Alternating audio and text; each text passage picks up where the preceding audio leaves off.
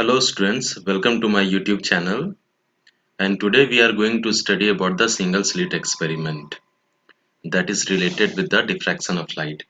So in the last class we have studied about the diffraction of light, what is the diffraction of light, and we have also seen the types of diffraction of light like uh, Fresnel diffraction of light and Fraunhofer diffraction of light. So today we are going to study about the single slit experiment. So while performing this experiment, basically this single slit experiment, it is related with the diffraction of light. Fraunhofer. Basically, we are going to study Fraunhofer, Fraunhofer diffraction of light. Okay. So while performing any experiment, diffraction of light basically, or Fraunhofer diffraction of light.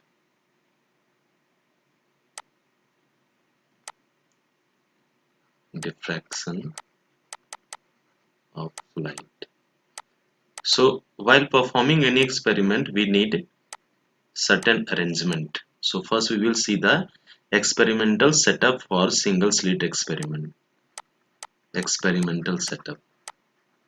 So in order to perform this single slit experiment, Fraunhofer type of experiment, I have already explained in the last class experimental setup for this single slit experiment. So in order to perform this single slit experiment, first we need a slit. So this is your slit. You can see it here. Let me choose the slit here. So we have this slit. You can see it here.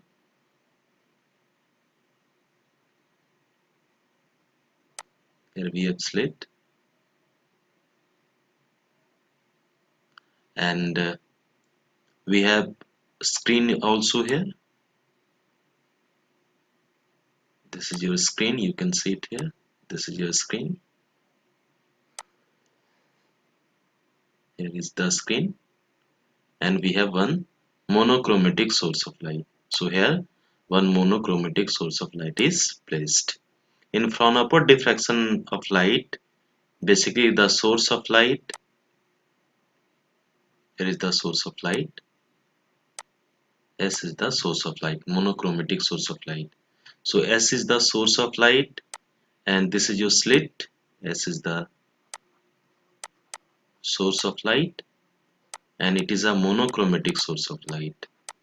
And this is your slit and there is a very small opening of the slit. You can see it there from the diagram and it is the screen. So in case of Fraunhofer type of diffraction of light, the source of light, the slit and the screen, they are kept at very large distance with respect to each other. But while performing this experiment in the laboratory, we cannot make them to keep them at a distance which is very large as compared to each other. So what we need to do here, just we need to take a lens here. So basically we choose two lenses here.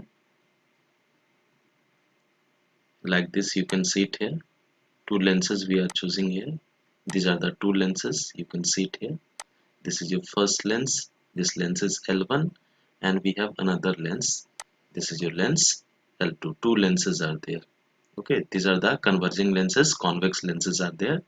This lens is L1 and this is your lens L2. So this is the experimental setup, lens L1 and this is your lens L2. Now this source of light S, which is monochromatic source of light, it is placed at the focus of this lens L1. So if the rays are coming from this source of light, now you can see it here. So basically rays will come out from this source of light in all the directions. Let me choose with the red color. So these are the rays which are coming from this source of light in all the directions. You can see it here. First ray, okay, and this is your second ray. In this way, infinite number of rays are basically coming from this source of light in all the directions. And when they will pass through these lens, they will become parallel to each other. Like this, you can see it here. This will become parallel. So basically we will get a plane wavefront. Okay, at any instant of time, suppose they have started from source S, now they are in same phase at this point, so now we can get a plane wavefront. So here you will get a plane wavefront. I can show you, this will be the plane wavefront. Here you can get the plane wavefront, and only this part of the plane wavefront it will be illuminated, or we can take it here, this part of the wavefront. Basically here we will get a plane wavefront. So this wavefront is a plane wavefront. Plane wavefront. Okay, and similarly this plane wavefront it will be incident on this whole aperture, you can say, having the sharp edge this slit, and finally they will bend around the sharp corner like this. We can draw the diagram now like this. So all the points on this, when they will fall, this plane wavefront, when it will pass through this central hole, basically they will reach at the same point. So basically here you will get plane wavefront, means plane wavefront will be incident at this point on the slit, and when they will fall further they will emit the light ray in the forward directions. And I can show you how the light ray can bend around this sharp corner. Suppose I'm taking one light ray, it is bending like this. Okay,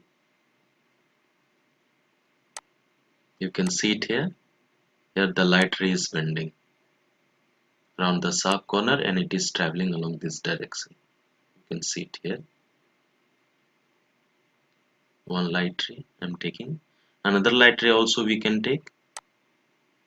Another light ray which is coming from this lower point. You can see it here.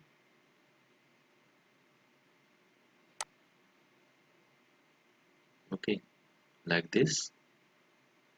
And finally they are converging at some point P on the screen like this. You can see it here. They are converging at some point P on the screen. Similarly, I can show you the light rays are coming like this. Another light ray, it is coming at point P on the screen. At any point P on the screen, you can see it there. So these are the light rays which are basically coming from the source of light, and finally they will produce a plane wavefront, and this plane wavefront it will be incident on the screen, and all the points on this wavefront will act as a fresh source of light. And if you will place this lens L2 in the path of this, they will converge at some point P on the screen. Okay, so this is the point of convergence. Here two light rays are meeting, here two light waves are meeting, so here basically we will get the interference. Okay, and based upon whether they are in phase or out of phase, they will produce the constructive interference and destructive interference. So basically this is your experimental setup, interference. So now let me choose some points here, just assuming, let me assume some points. So let small d is the slit width. This width you can see it there. I will draw the diagram. This width is basically your slit width here. You can see it here. Okay, this gap that you are seeing in the diagram, this is your slit width. I'm denoting it by the symbol small d. And the distance between these two, and the distance between this slit and the screen, I'm keeping it as capital D. This distance I'm taking it capital D. So distance between slit and the screen is basically capital D. So capital D is the distance between slit and screen. So this is all about the experimental setup. Again, once more I am explaining this. So here we have monochromatic source of light. Monochromatic means a source of light which is emitting the light of single frequency. Monochromatic source of light, basically. S is a monochromatic source of light. So it is emitting the light waves in all the directions. Now what we are doing? Now we are placing a lens, convex lens, in the path of this such a way that this source of light is at the focus of this convex lens. So when these light waves or these light rays will pass through this convex lens, they will become parallel to each other. And these are the particles of the light waves. Now they are vibrating in same phase. When you will draw the locus, so here you will get the plane wave front, and this part only you can see here, dotted part. This part, basically this, it is giving you your plane wave front. Okay, plane wave front, and this plane wave front, it will be incident on the slit, this slit having the slit width d. And when they will fall on this slit width, the light ray will bend around these sharp corners. You can see the sharp corners or sharp edges of this slit, and they can bend in any direction. Suppose I am taking two light rays, this one ray and this second two light rays, they are bending. Now they are passing through this lens. So this lens is basically converging lens. So what will happen, they will converge at the focal plane. Suppose this screen is placed at the focal plane of this lens L2, then they will meet at some point P on the screen, at any point on the screen. Suppose this ray is your third ray and this ray is your fourth ray. Now they are passing through the lens, so finally they will meet at some point P on the screen. So when they will meet at some point P on the screen, they will interfere with respect to each other, and whether, and depending upon the path difference between them. Okay, because the path difference will determine whether the interference will be constructive or destructive. So if the light waves are meeting at some point P on the screen such that they are in phase, then we will get the constructive interference and destructive interference. If they are out of phase, then it will be your destructive interference. And based upon constructive interference and destructive interference, we will get the maxima and minima. So basically interference, basically we know there are two types of interference. In interference, I've already explained. This is interference, constructive and destructive. Constructive means maxima. Constructive means maxima, and destructive interference. When two light waves, suppose I am taking only two light waves, destructive. Destructive interference means minima. When two light waves superimpose over each other such that they are in phase, then we will get the maxima. But if two light waves superimpose over each other in such a way that they are out of phase, then we will get the destructive interference. That is the minima. Means at that point the intensity of light and amplitude of the light will be minimum, and in case of constructive interference, when the two light waves superimpose, then there we will get the maximum intensity and maximum amplitude. So this is the experimental setup.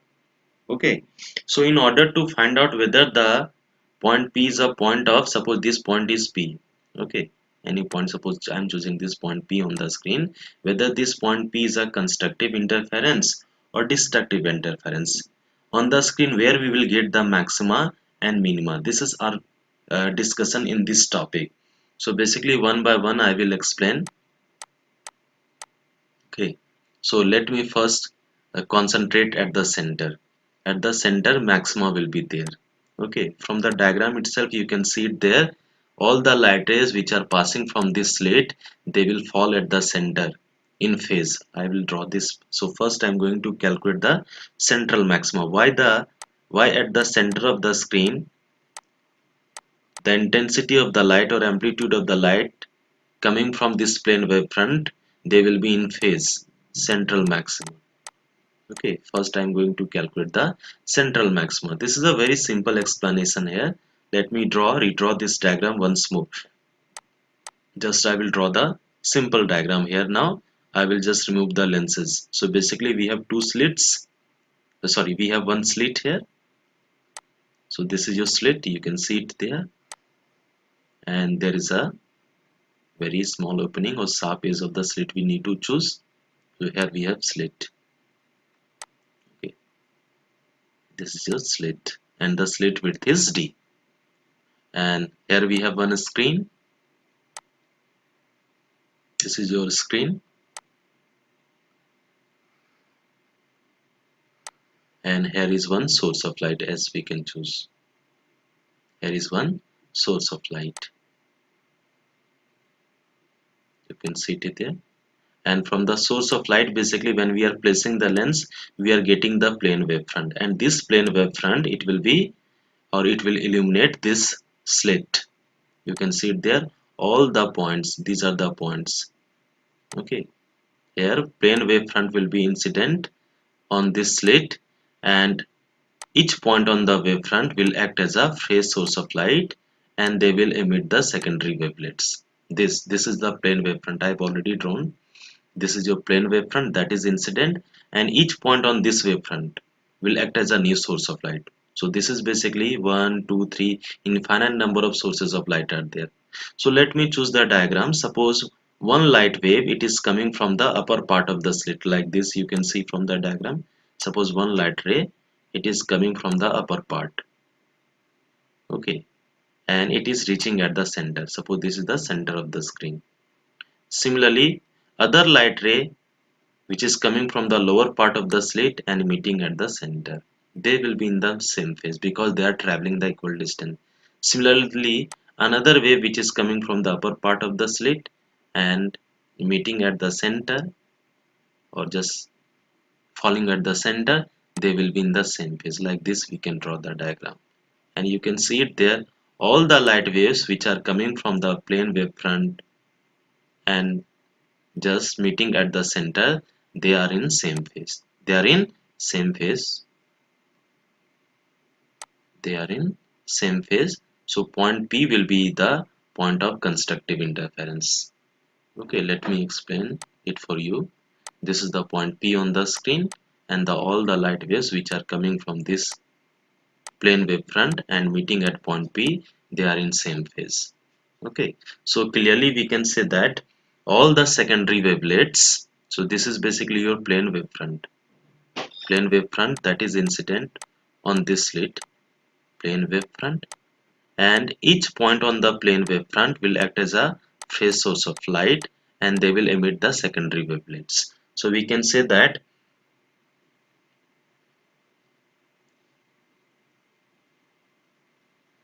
I can say that all the light waves,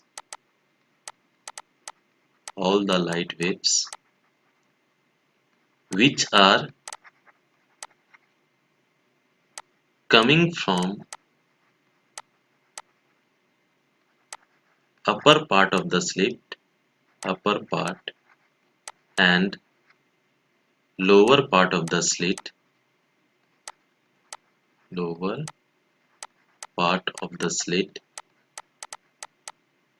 will be in the same phase, in the same phase. So they will act constructively,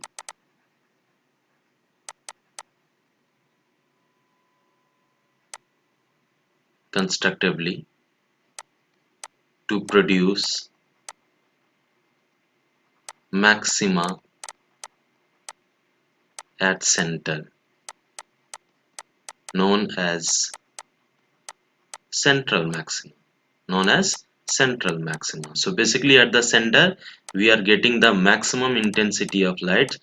That's why the name is central maxima, and the reason is that when the light waves are coming from this plane wavefront from the slit, when this slit is illuminated by the plane wavefront, and each point on the plane wavefront, they are acting as a phase source of light, and from this phase source of light the light waves are emitting. These are known as secondary wavelets. So basically these light waves are coming from this plane wavefront, and finally they are meeting at point P. And if these light waves are meeting at point P, they all are in same phase. The light waves which are coming from the upper part and the lower part of the slit, just you can see it here. If you will take this light wave, suppose I am taking this light wave as 1 and this light wave 2. So 1 and 2. 1 and 2 are in phase and they are meeting at point P, are in phase and they are meeting at point P. Suppose this ray I am taking 3 and this I am taking 4. So 3 and 4 are also in phase because they are traveling equal distance from this plane wavefront. So they will be in phase. Okay. So in this way, if the infinite number of rays or infinite number of waves are coming from this plane wavefront, and finally they are meeting at point P. Basically they are in same phase, so they will add constructively at the point P on the center to produce the maximum intensity. That's why the name is known as central maximum. So the first result that we have obtained from this single slit experiment is that at center we will get the maximum intensity and maximum amplitude. That's why center is known as central maximum. Now after that we are going to calculate the rest of the points, means beside the center, whether we will get the maxima or minima. So one by one we are going to see the explanation in this topic. So next I am going to calculate. First I will calculate the path difference. This is clearly visible from the diagram. So let me calculate the path difference in general case. Okay, just next topic. Our next topic is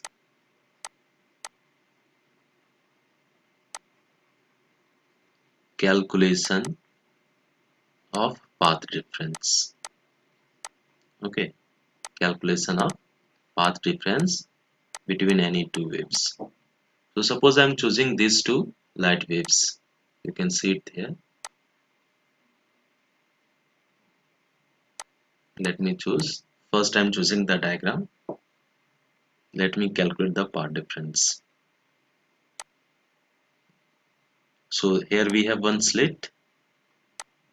I am not drawing the complete diagram, just I am simplifying this diagram. So here we have one slit and one screen is placed behind this slit. This is your screen here. You can see it here. This is our screen, and one monochromatic source of light is there. Here is one monochromatic source of light, and this monochromatic source of light is basically it is producing the plane wave front when we will place one lens, and this is the opening edge of the, here we can draw the edge also. Let me clear this here.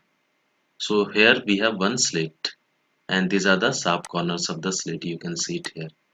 These are the sharp corners. We can easily calculate the path difference. When this slit will be illuminated by this plane wave front, each point will act as a fresh source of light. 1, 2, 3. These are the particles of the light waves which are vibrating in same phase. So basically this will be your plane wave front.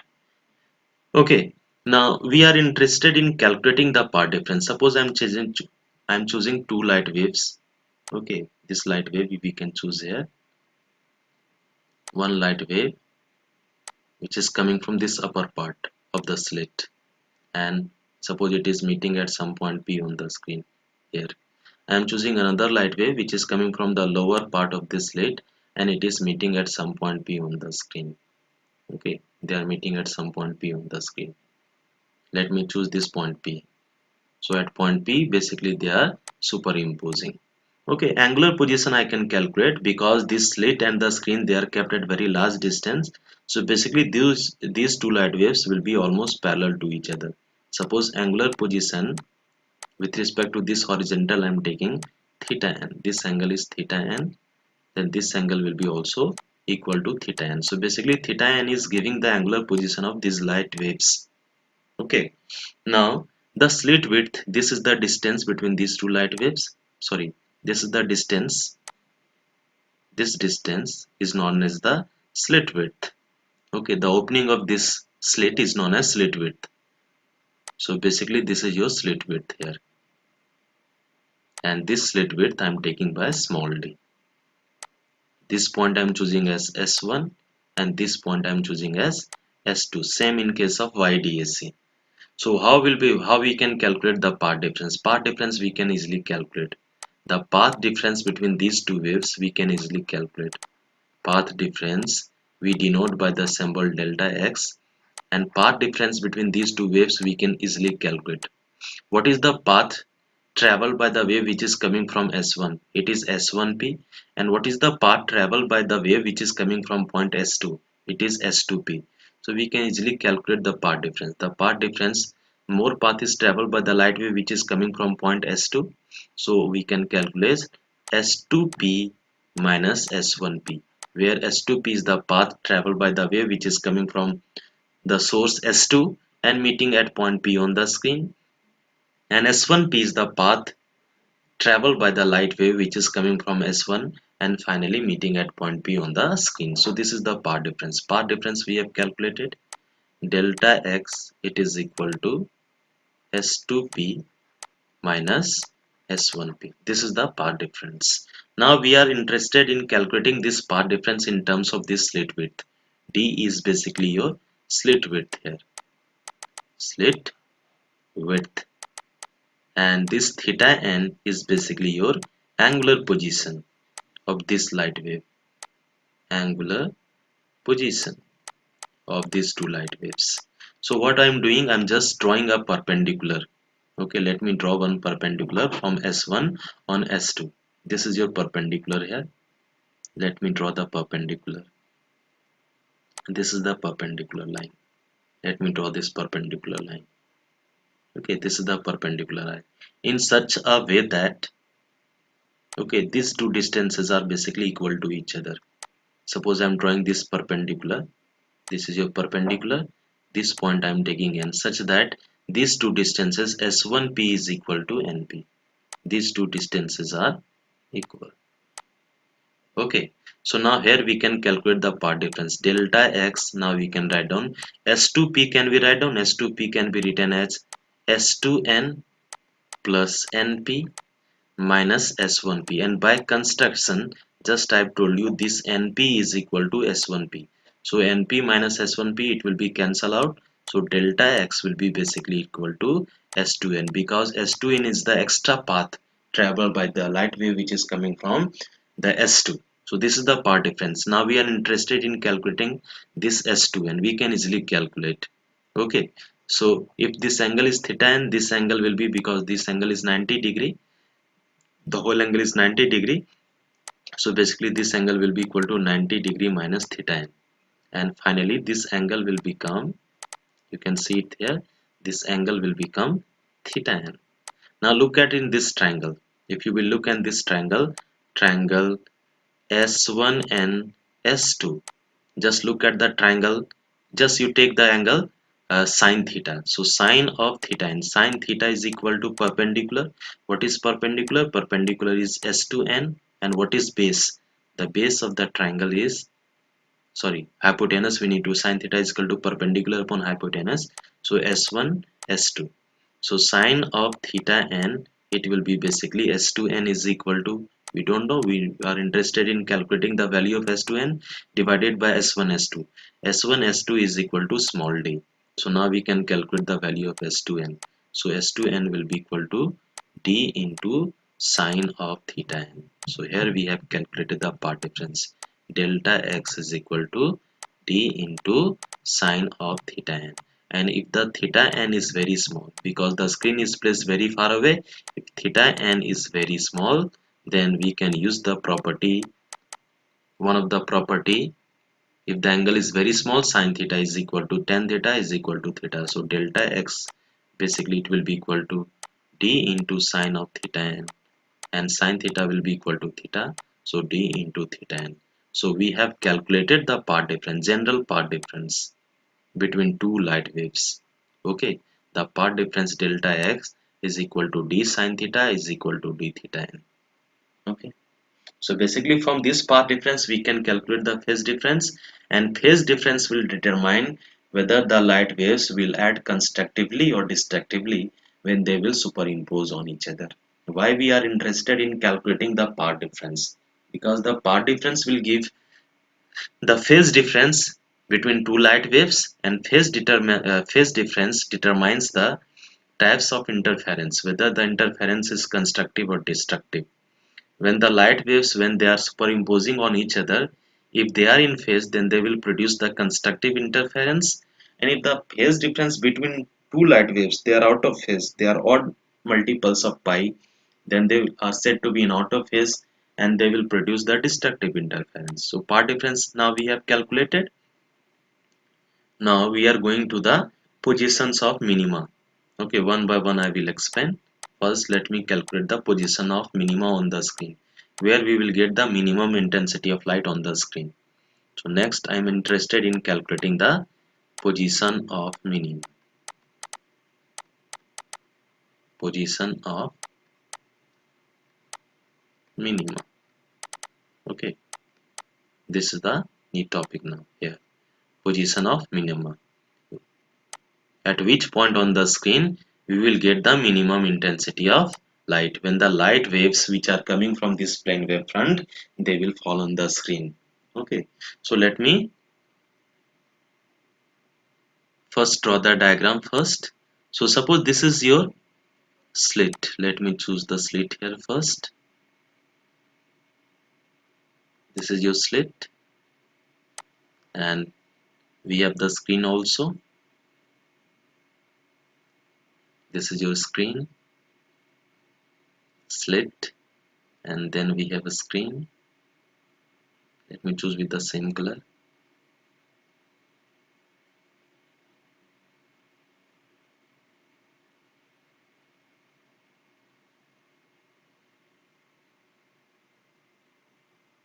This is your screen now. Let me choose slit,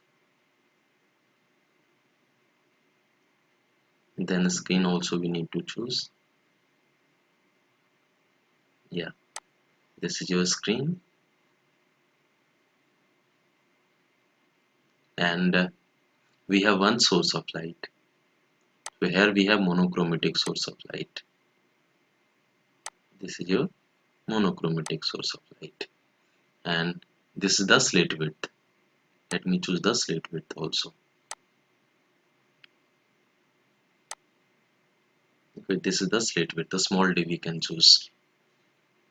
Now each point on the slit will act as a new source of light, a fresh source of light, we know, because this source of light or this slit will be illuminated by plane wave front.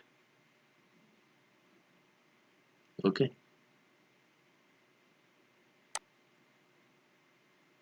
let me choose with the two colors.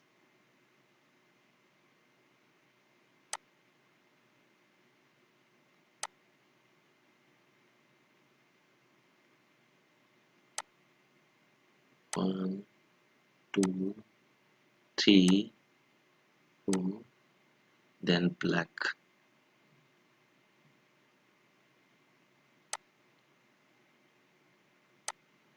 One, two, three, four. So let me divide this slit into two equal parts. This is the slit width basically. Slit width I've already calculated. This is your basically slit width. Okay, this slit width. This is known as slit width. And I'm denoting this slit width by d, small d. So let me divide this slit into two equal parts. Divide the slit, divide the slit into two equal parts. Two equal parts such that such that such that the path difference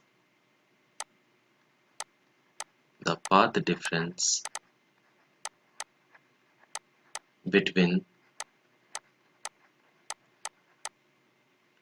two light waves such that path difference between two light waves is equal to lambda.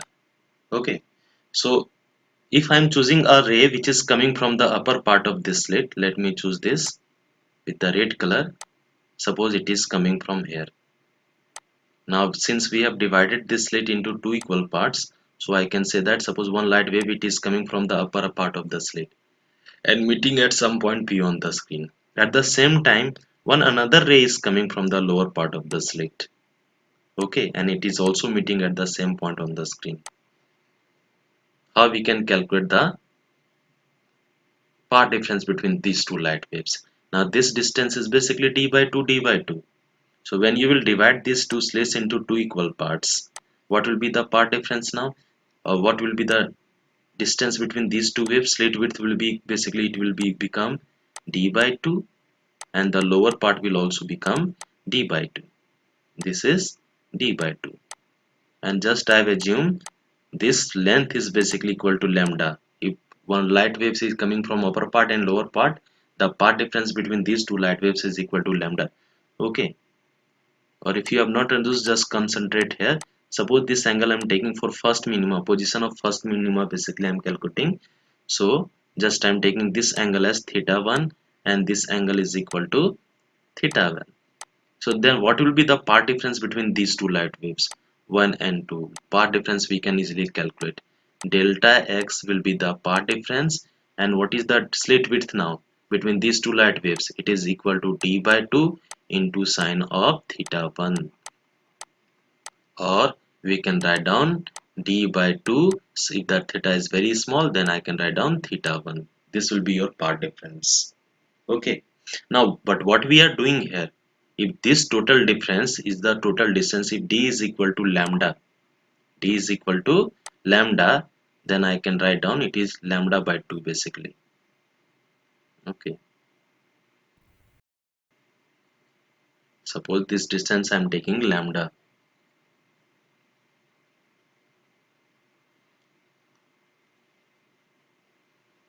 Okay, but we have the original equation here. This is the simple explanation. Okay, so basically we have this part difference d sine theta in general case, d of sine theta n. This is the basic formula that we have obtained. Just look at the above discussion, previous discussion. Delta x is equal to d sine theta n, and it is equal to d into theta n, and suppose I am assuming this part difference is equal to lambda. So basically when I will divide this both side by 2, then I can write down d by 2, and I am taking n is equal to 1, then it will be equal to d into sine of theta 1 is equal to lambda by 2. This is your equation number 2. And just look at equation 1 and 2.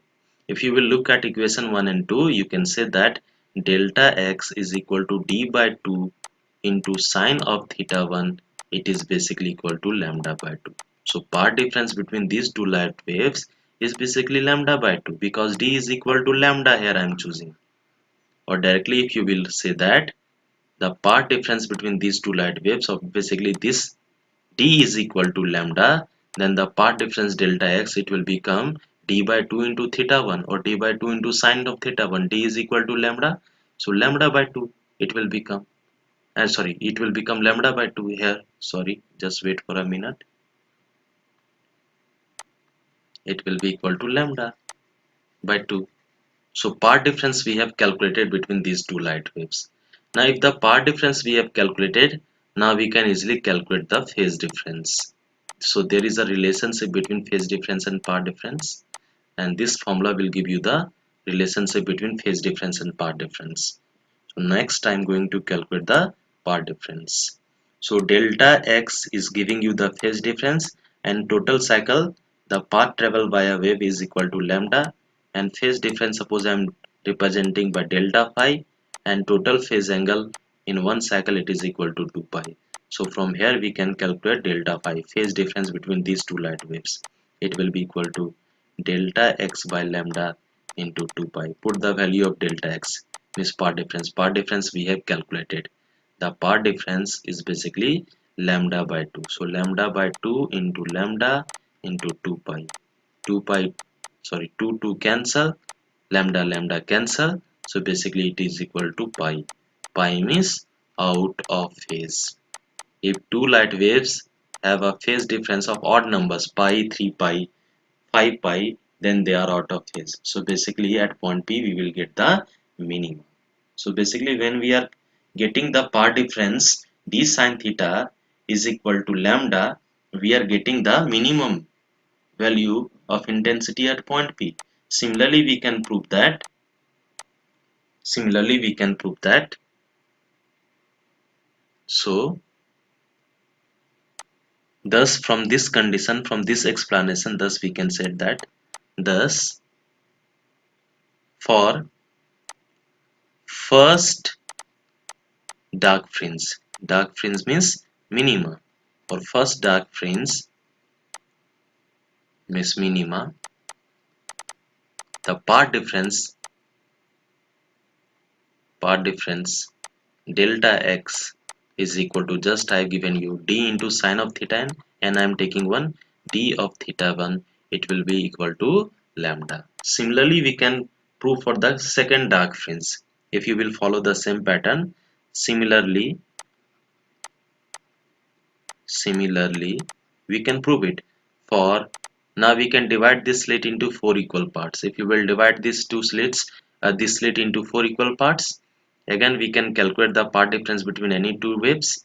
Then we will find out that there the point P will be also the point of minima. So for the first dark fringe, this I am taking for second dark fringe or minima, delta x will be equal to d of sine of theta 2, and it will be equal to 2 lambda. Okay, and similarly we can say that for nth dark fringe, delta x will be equal to d of sine theta n, and it will be equal to n lambda. So basically path difference delta x is equal to d sine theta n, where d is the slit width, it is equal to n lambda. It is known as condition of minima. It is known as condition of minima. Condition of minima in case of single slit experiment. Now we can calculate the angular position of minima. Now here you can simplify this equation. If theta is very small, then sine theta will be equal to theta. So d of theta n, it is equal to n lambda, and from here we can calculate the angular position of minima on the screen. So theta n, it will be equal to n lambda by d. Okay, where n you can choose the value of n is equal to 1, 2, 3, 4, 5 like this. So just putting the value of n, we can get the position of minima. First minima, it will occur at n is equal to 1, that is lambda by d, at angular position lambda by d. Second minima, it will occur at 2 lambda by d. Third minima, it will occur at 3 lambda by d with respect to the horizontal line, reference line. It will be 4 lambda by d, and for nth minima it is equal to n lambda by d. So we have calculated the position of minima on the screen and condition of minima on the screen. Okay, now we are going to calculate the position of secondary maxima. Central maxima we have already obtained. At the center, minima maxima will be there. So now we are going to calculate the position of secondary maxima. Okay, and let me explain this for you. Now suppose we have one slit. Let me draw the diagram first. This is your slit, and we have a screen, and here one source of light is there. So here one monochromatic source of light is there. This is your monochromatic source of light, and please try to understand here. And this is the slit width. Here I'm drawing this slit width. Okay, the slit width is equal to capital D, small d. Now what we are doing now, and I've just already explained, all the points on this slit will act as a new source of light, fresh source of light, because it is illuminated by a plane wave front. So each point on the plane wave front, basically plane wave front, it will be incident on this slit, and each point on this plane wave front will act as a new source of light according to wave theory of the light, and they will act as a source of light known as secondary wavelets, and they will emit the light in all the directions. All the experiment setup I've already explained. So now what we are doing, we are dividing this slit into three equal parts: first, second, and this is your third. You can see it there. Okay, just wait for a minute. We have divided this slit into three equal parts. Okay, these are the parts. So the distance will be equal to d by 3. This distance because the total slit width is equal to d. So for each source, it will be basically this slit width, it will be equal to d by 3, d by 3, and this will be equal to d by 3. Okay, now I can say that if you will divide this 1, let me divide this 2. Okay, just see it here from the diagram. One light wave which is coming from the upper part here and meeting at some point on the screen. Another light wave which is coming from the lower part, middle part of the slit.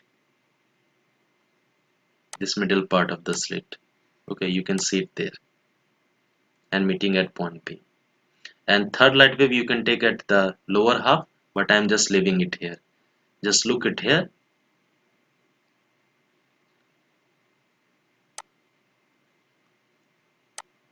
This is point P on the screen. So basically we have divided this slit into 3 equal parts. This is the upper part, you can say here. This is the upper part of the slit, upper, and this is the middle part of the slit, and this is the lower part of the slit, lower part of the slits. So we have basically divided this slit into 3 equal parts. Okay, and we are interested at point P, whether at point P we will get the constructive interference or destructive interference, or when the light waves which are coming from the upper part of the slit and middle part of the slit, because basically all the light waves will come from the slit and they will meet at point P, but we have divided this slit into 3 equal parts. So first we will see from upper part and middle part. So now what we are doing here, now we have divided this slit into 3 equal parts. So now divide this slit into 3 equal parts, into 3 equal parts. So in the previous case, I'm just doing this, more explanation I will give you here. In the previous case we have taken, in case of minima, what we have taken? In case of minima, we have taken the path difference. Path difference between any two wave we have calculated. D of sine theta. It is giving you the path difference for any minima, for nth minima. And when we are equating with n lambda, we are getting the destructive interference. Now what I am doing, path difference we know. Path difference we have calculated. Path difference is equal to d of sine of theta n is equal to, just I am equating it with the odd numbers, 2n plus 1 lambda by 2. For first maxima, I am taking n is equal to 1. What I am taking? I am taking n is equal to 1. Then what will be the path difference? Delta x, it will become d of theta 1 and it will become 2n plus 1. N is equal to 1. It will become 3 lambda by 2. Okay. Or d of sine theta 1 basically we can write down. Now what I am doing, just leaving a bit here. Just look at, divide this slit into 3 equal parts. Okay. Just look at the here. Suppose I am dividing this, suppose now the distance between these two slits is d by 3. Now when we will divide, when slits are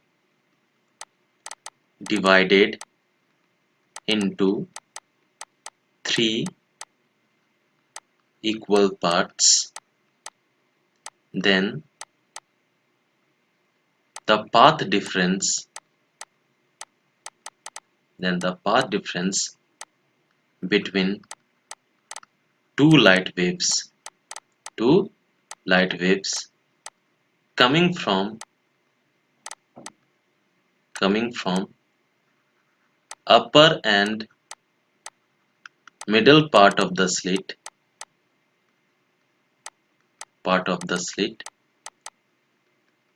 will have a phase difference of, will have a path difference of, what will be the path difference? the path difference delta x here, it will be equal to, because the distance between these two slits is d by 3, and suppose this angular position I am taking, suppose theta 1, and this angle is also equal to theta 1, then what will be the path difference? It will become d by 3 into sine of theta 1, or you can write down d by 3 of theta 1. Okay, basically this will be your path difference. And when we will divide this by 3, suppose I am dividing in this equation, just look at this equation, by 3, then it will become d by 3 into theta 1, it will be equal to 3 lambda by 2 divided by 3.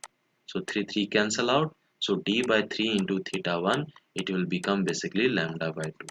So basically here delta x we have calculated between these two light waves, it is equal to d by 3 into theta 1, and it is basically equal to lambda by 2. And when the path difference between two light waves is equal to lambda by 2, just in the previous case we have seen, when the path difference is equal to lambda by 2, when delta x path difference is equal to lambda by 2, then phase difference delta phi between two light waves, it is equal to pi. Pi means out of phase. Out of phase. If the light waves are out of phase, then what will happen? They will cancel the effect of each other. Means they will oppose each other. If their intensity is same, then the resultant intensity at point P due to the upper part and lower part, it will become 0. So I can say that since the light waves coming from the upper part and lower part are out of phase, just I'm writing it here. You can see it there. So I can say that the light waves, the light waves which are coming from upper and middle part of the slit will produce, because they are out of it, will produce zero intensity, but still we are getting the lower part of the intensity. But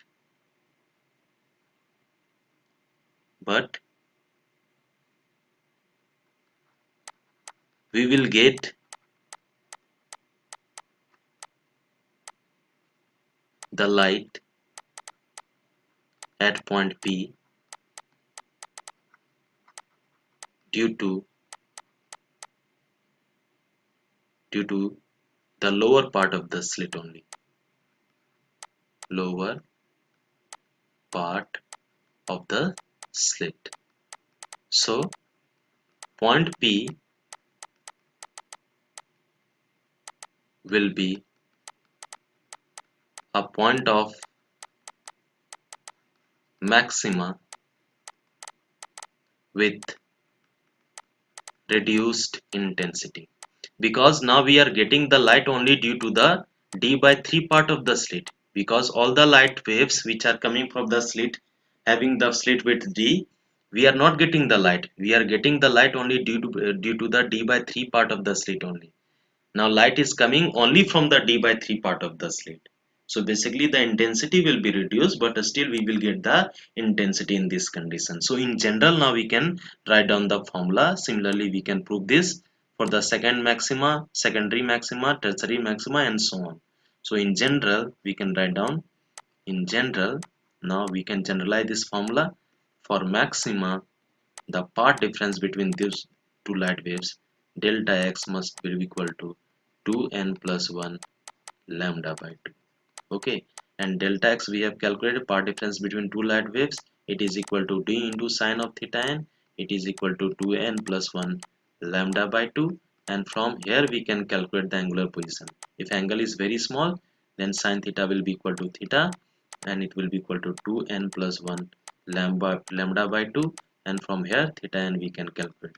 Theta n, it will give you 2n plus 1 lambda by 2d. With respect to center, now we have calculated the angular position. So theta n, it will give you the angular position. So theta n, it is giving you the angular position of maximum. Position of maximum. where n will start from 1 2 3, anything you can choose, 0 1 2 3. Okay, anything we can choose. N is equal to 1, n is equal to 2, whatever you want to choose you can choose. So n is equal to 1, n is equal to 2 3, it will give you the uh, secondary maxima, tertiary maxima, and so on. N is equal to 1 2 3, we can choose. So this is the value. Now if you will choose n is equal to 0, n is equal to 1, first maxima we will get 3 lambda by 2d, and like this we can get the position of nth maxima. Okay, so this is the whole discussion about the destructive a single slit experiment. Just we need to remember the for maxima we need to remember the path difference delta x between two light waves, it must be equal to n lambda. Okay, n is equal to 1 2 3 like this. And for minima it is for minima for minima, point number 1 we need to remember delta x. And for maxima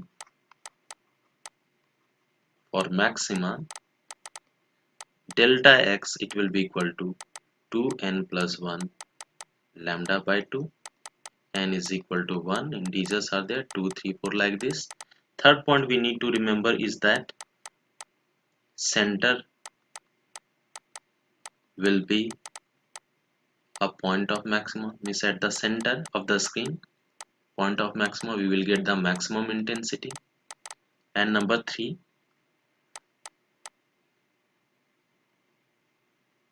at other maxima other than center, at other than center, the center, the intensity will go on decreasing, because intensity will go on decreasing on both sides of the screen, both sides of the screen, because only very small part or very small section of the slit will contribute to the intensity of light, both sides of the screen. These are the 4 points you must remember in case of single slit experiment. Now let me draw the intensity pattern due to a single slit experiment. Okay, so intensity pattern, we can draw the graph here. This is your intensity pattern, this is the center. At the center we will get the maximum, like this you can see it here. At the center we will get the maximum, so peak will be maximum.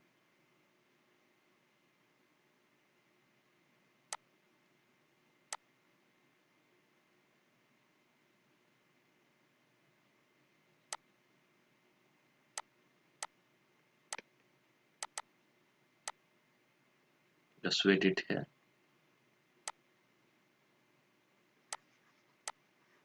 At the center we will get the maxima, means maximum intensity of light you will get at the center. I will give you the example also. We can,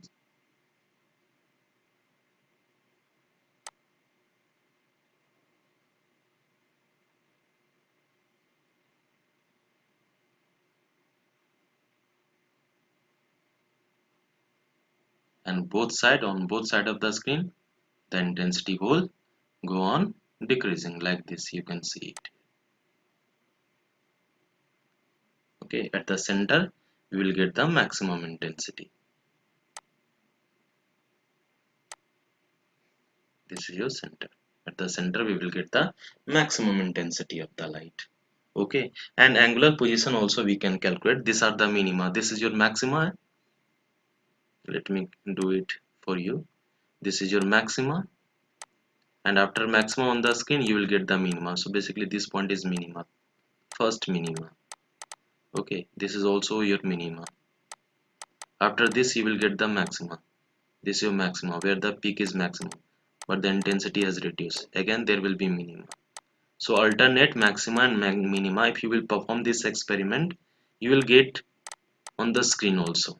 Okay, and angular position also you can calculate. At the center the angular position is equal to 0, and for the minima positive side, this is your positive side and this is your negative side.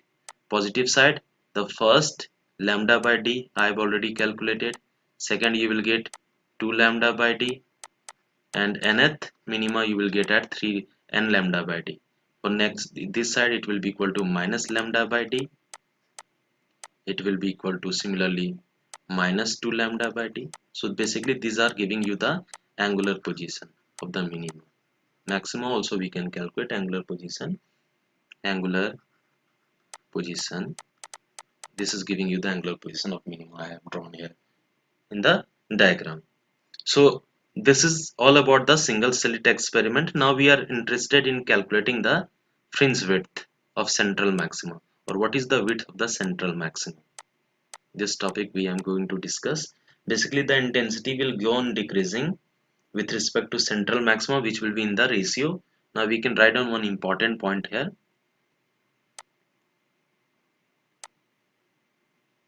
The intensities of secondary maxima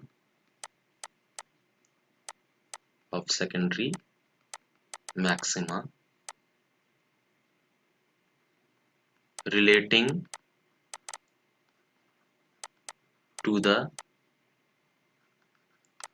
intensity of central maxima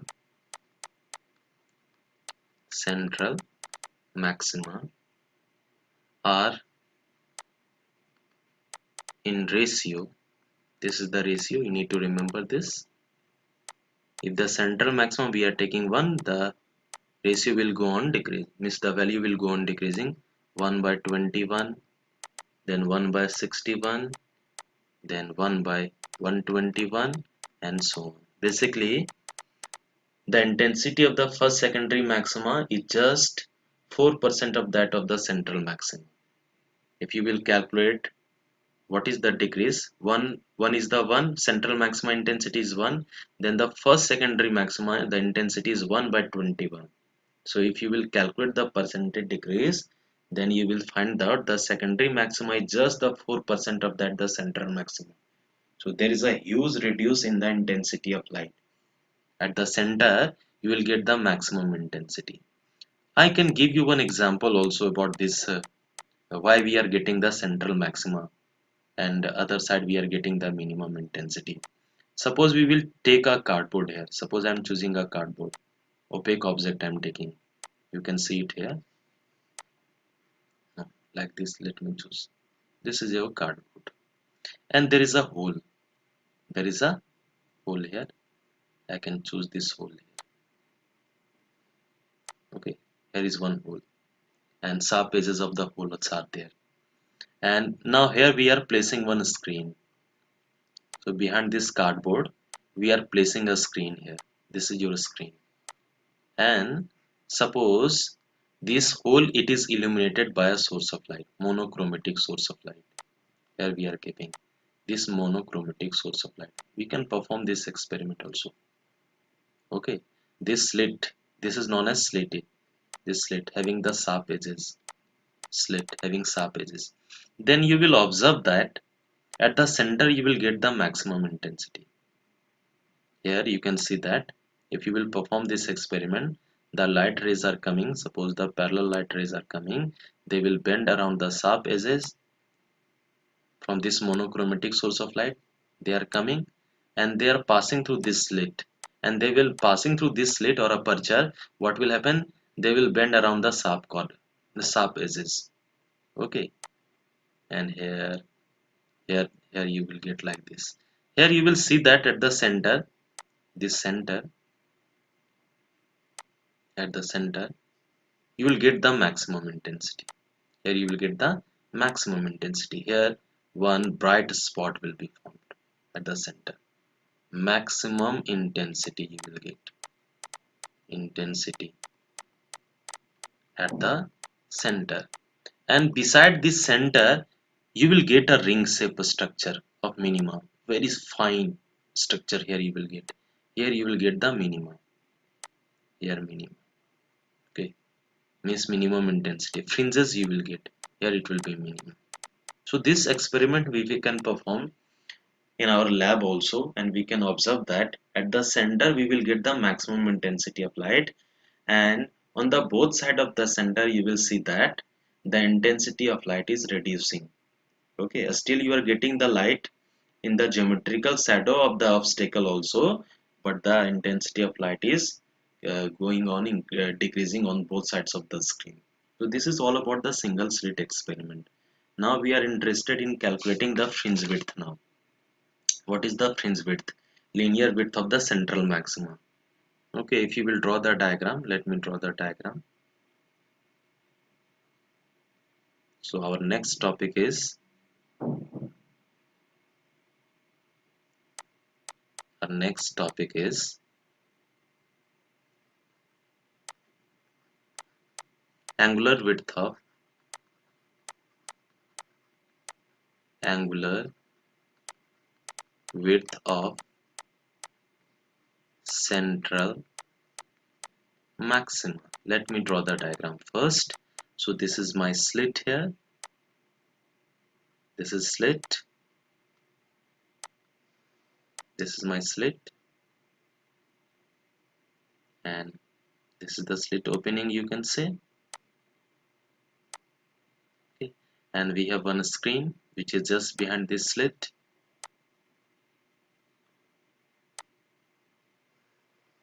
and we have one monochromatic source of light here which is placed here. You can see it here. Here we are keeping a monochromatic source of light, and finally we are getting the plane wavefront here. So I am interested in calculating the central maximum. I've told you this region you will get the maximum intensity of light. This is the slit because this part is basically allowing the light to pass through. So here in this region you will get the maximum intensity of light. So here you will get the maximum intensity, central maximum, and this is the peak you will get here. And on both sides you will get the minimum. Like this, you can see it here. Here.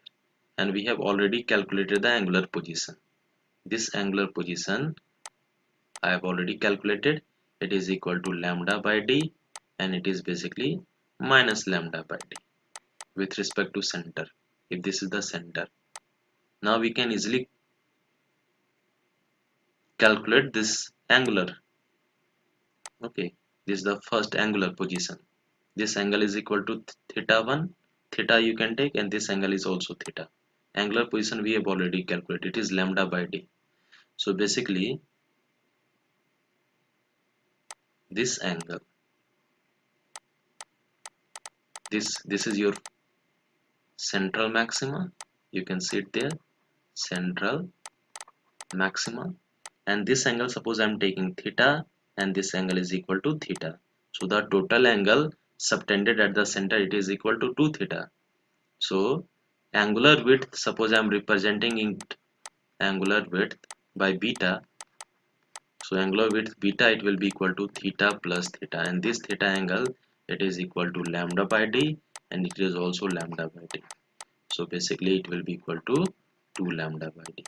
So this is the angular width. Beta is equal to 2 lambda by d. Now clearly you can see beta is directly proportional to wavelength of the light. If you will change different color of light, the angular width will change, and beta is inversely proportional to d, slit width. You can see it there. Now similarly we can calculate the linear width also. Linear width. So this will give you the linear width of the bright fringe, central maximum. Suppose I am representing W. W naught, let me choose. So W naught is equal to width of linear width here. Beta is angular width. Width, it is your linear width basically. Linear width of central maximum. Okay. And this distance between slit and screen, it is equal to capital D. So let me use the concept of plane angle. So we know plane angle is equal to length of arc upon radius. Okay, so suppose I am choosing this point O center as the center of the circle, and this W naught as an one arc length you can choose. If the arc length is, I can approximate. So plane angle, the total angle subtended at the center is 2 theta. This is your plane angle, and length of arc I'm just approximating it with W naught, and the radius. Radius is approximating M with the distance D. So from here we can calculate the W naught. So W naught it will be equal to 2 theta into D, and theta we can write down 2 theta is equal to, just we have calculated, is lambda by D. So 2 lambda capital D by small d. So there is a factor of capital D also. You can see it there. So this is the linear width. So we have calculated the angular width of the central maxima and the linear width also. So now here you can see that the linear width W naught, it is directly proportional to lambda. It is directly proportional to D. That's why the distance between slit and screen is kept large. And third, inversely proportional to D. That's why D is kept small. Okay, slit width is kept small, very small as possible. So this is the whole discussion about the single slit experiment.